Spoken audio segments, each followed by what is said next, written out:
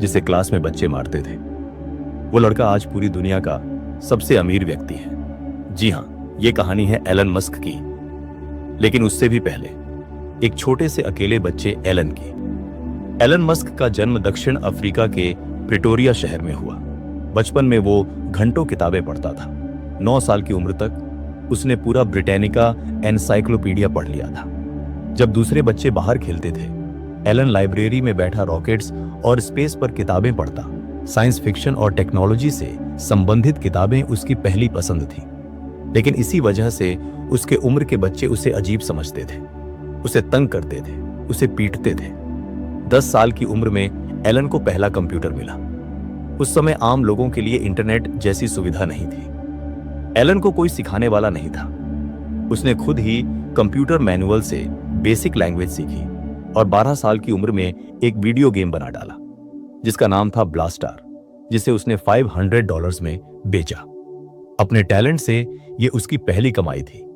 कुछ समय बाद कुछ ऐसा हुआ जिसकी एलन ने कभी कल्पना तक नहीं की थी। एलन के माता पिता का तलाक हो गया।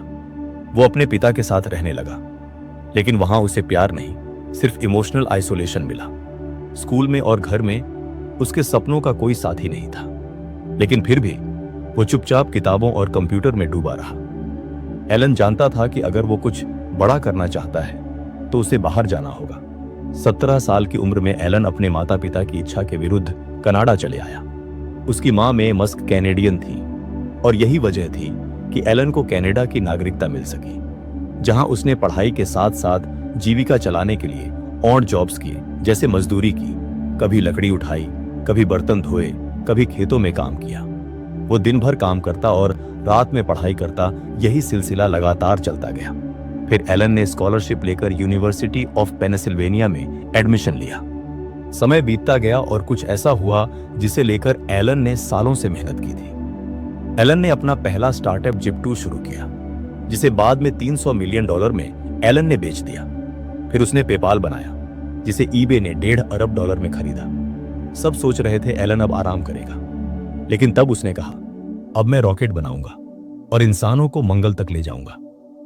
एलन ने स्पेस एक्स की स्थापना की, जिसका मकसद था इंसानों को मार्स पर पृथ्वी की तरह बसाना, अंतरिक्ष यात्रा को सस्ता बनाना और रीयूजेबल रॉकेट्स बनाना। सबने कहा पागल है, और कहते भी क्यों ना, लोगों ने ऐसी कल्पना भी नहीं की थी। स्पेस एक्स की पहली 3 लॉन्चेस फेल हो गई। एलन पहली बार अपने जीवन में डरा हुआ महसूस कर रहा था। टेस्ला के इन्वेस्टर्स भी पीछे हटने लगे थे। एलन ने अपनी सारी जमा पूंजी झोंक दी, आखिरी डॉलर तक, सब कुछ। अगर अगला लॉन्च फेल हुआ तो मेरे पास अब कुछ नहीं बचेगा, एलन ने सोचते हुए कहा। पूरी दुनिया की निगाह एलन पर थी।